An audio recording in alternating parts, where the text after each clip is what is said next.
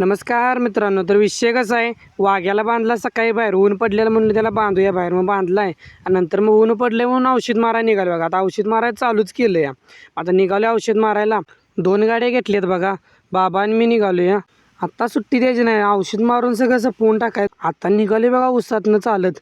बाबा पुढं चालत नेले, मागणं मी व्हिडिओ काढला या. आता आलो रानामध्ये मास्क आणि ते लावलं कारण तोंडा औषध सगळं उडतं या. आता केले बघा चालू. तर मित्रांनो ऊन पडले कडक आणि मग केले चालू, कारण पाऊस नाही तो पण औषध मारलेलं बरं. चिखल तर आहे पग, त्यातच मारायचं म्हटलं, केले बघा चालू. तर मित्रांनो आपल्या चॅनलवरती नवीन असेल तर आपल्या चॅनलला फॉलो आणि सबस्क्राईब नक्की करून घ्या. हे बघा चिखल बघा, सगळं पाय असं जडजड झाले, चालायला झालं. पेकटाव पंपाचं वजन आणि खाली पायाचं वजन. ऊस कसला आला बघा आपला खतरनाक.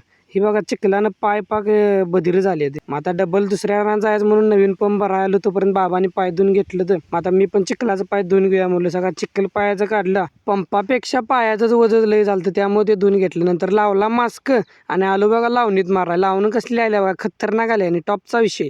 आता आलो नंतर बाबांच्या मंदिरात, बाबांचं दर्शन घेतलं बघा.